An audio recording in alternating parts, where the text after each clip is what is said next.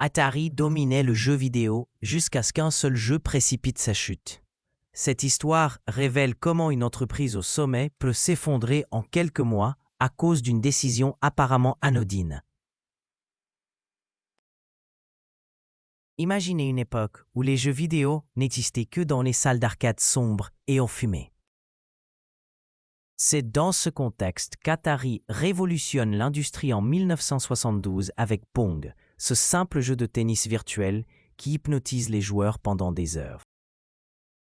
Nolan Bushnell, le fondateur d'Atari, comprend immédiatement le potentiel colossal de cette innovation. Il ne s'agit pas seulement de créer un jeu, mais de démocratiser le divertissement interactif. Tandis que les autres constructeurs tâtonnent encore, Atari impose ses règles et définit les codes d'une industrie naissante. L'entreprise californienne enchaîne les succès avec une stratégie audacieuse. Elle recrute des ingénieurs brillants, investit massivement dans la recherche et développement et surtout, elle ose prendre des risques que ses concurrents n'osent même pas envisager. Cette approche pionnière lui permet de dominer complètement le marché émergent du jeu vidéo. En 1977, Atari frappe un grand coup avec la sortie de l'Atari 2600, une console révolutionnaire qui transforme définitivement l'industrie. Contrairement au système précédent limité à un seul jeu, cette machine propose un concept révolutionnaire, les cartouches interchangeables. Les familles peuvent désormais posséder une bibliothèque de jeux chez elles. Le succès est immédiat et spectaculaire. L'Atari 2600 se vend comme des petits pains, devenant rapidement la référence absolue du jeu vidéo domestique. Les magasins ne parviennent pas à satisfaire la demande et Atari se retrouve dans la position enviable de leader incontesté d'un marché en pleine expansion. Space Invaders, Asteroids, Pac-Man, chaque nouveau titre devient un phénomène culturel qui dépasse largement le simple divertissement. Atari ne vend plus seulement des consoles, elle vend du rêve et de l'innovation. Cette domination s'accompagne d'une croissance financière exceptionnelle. Les revenus d'Atari explosent, les investisseurs se bousculent et l'entreprise devient le symbole de la réussite technologique américaine. Bushnell et son équipe semblent avoir découvert la formule magique du succès dans cette industrie naissante. Pourtant, au cœur de cette réussite éclatante se cache une faille majeure que personne ne semble remarquer. Atari grandit si rapidement qu'elle néglige progressivement un aspect crucial, le contrôle qualité de ses produits. L'entreprise privilégie la quantité à la qualité, une approche qui va bientôt lui coûter très cher. Dans l'euphorie du succès, les dirigeants d'Atari adoptent une philosophie dangereuse, sortir le plus de jeux possible, le plus rapidement possible, pour maximiser les profits à court terme. Cette stratégie fonctionne temporairement grâce à la demande insatiable du public, mais elle pose les bases d'une catastrophe annoncée. L'industrie du jeu vidéo attire de nouveaux acteurs attirés par les profits mirobolants. Des dizaines de développeurs indépendants inondent le marché de production de qualité variable, souvent médiocre. Atari, obnubilée par sa position dominante, ne comprend pas qu'elle doit imposer des standards stricts pour préserver la qualité globale de son écosystème. Cette négligence stratégique révèle une incompréhension fondamentale des mécaniques de l'industrie créative. Contrairement au secteur traditionnel où la demande reste relativement stable, le marché du divertissement repose entièrement sur la satisfaction et la confiance des consommateurs. Un produit décevant peut instantanément ternir la réputation de toute une plateforme. L'année 1982 marque un tournant décisif dans l'histoire d'Atari et de l'industrie tout entière. Steven Spielberg, auréolé du succès phénoménal de son film E.T. l'extraterrestre, approche Atari pour développer un jeu vidéo basé sur son blockbuster. L'opportunité semble en or, associer la marque la plus puissante du jeu vidéo au film le plus populaire de l'époque. Cependant, cette collaboration prometteuse va rapidement tourner au cauchemar à cause d'une contrainte temporelle impossible à respecter.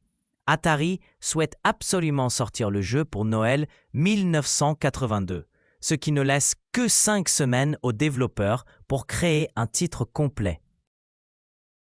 5 semaines pour concevoir, programmer, tester et produire un jeu destiné à des millions de joueurs. Howard Scott Warshaw, le développeur choisi pour cette mission impossible, tente l'impensable. Travaillant jour et nuit, il produit une version fonctionnelle du jeu E.T., mais le résultat est catastrophique. Le gameplay est confus, les graphismes décevants et l'expérience globale frustrante au possible. Le jeu ressemble davantage à une ébauche qu'à un produit fini. Malgré les signaux d'alarme évidents, Atari décide de maintenir sa stratégie commerciale agressive. L'entreprise produit 5 millions de cartouches E.T., un chiffre astronomique basé sur le succès du film plutôt que sur la qualité réelle du jeu. Cette décision révèle à quel point les dirigeants ont perdu le contact avec les attentes de leur public. Le lancement d'E.T. en décembre 1982 provoque un séisme dans l'industrie. Les critiques sont unanimement négatives, les joueurs expriment leur déception sur tous les canaux disponibles et les ventes s'effondrent malgré la publicité massive. Pour la première fois de son histoire, Atari essuie un échec commercial retentissant. Mais le désastre E.T. ne constitue que la partie visible d'un problème beaucoup plus profond. Le marché du jeu vidéo souffre d'une saturation critique causée par la multiplication des acteurs et la baisse généralisée de la qualité. Les consommateurs, échaudés par une série de déceptions, perdent progressivement confiance en cette industrie qu'ils adoraient pourtant. Cette crise de confiance déclenche un effet domino dévastateur. Les parents, qui constituaient une part importante des acheteurs, commencent à considérer les jeux vidéo comme une arnaque commerciale. Les détaillants, confrontés à des retours massifs et des ventes décevantes, réduisent drastiquement leurs commandes.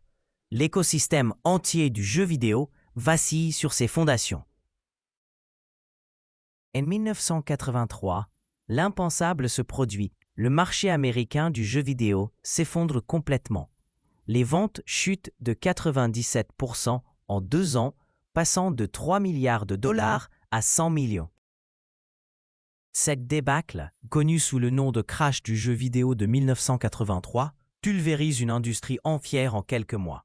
Atari, jadis symbole de l'innovation technologique, devient l'incarnation de cet échec retentissant.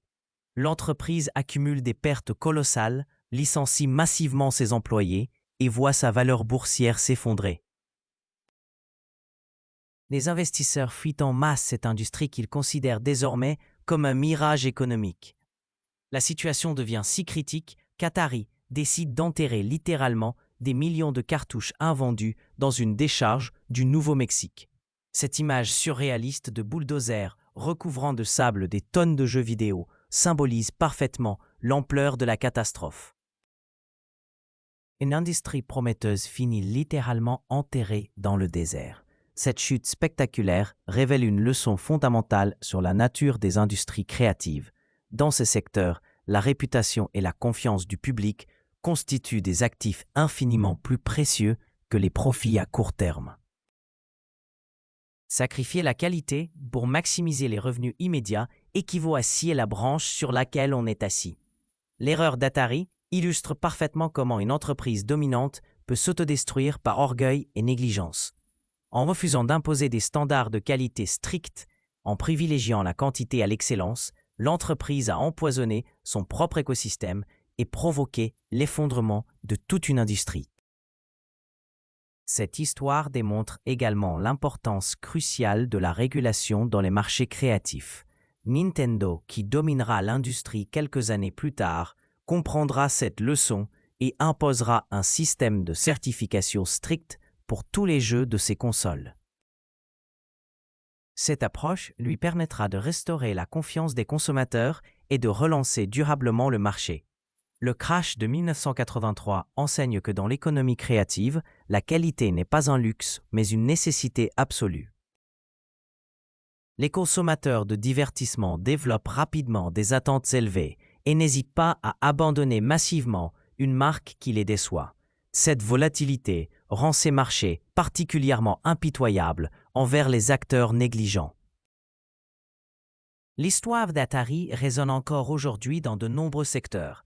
De l'industrie du streaming aux applications mobiles, les entreprises qui privilégient la croissance rapide au détriment de la qualité reproduisent souvent les mêmes erreurs fatales.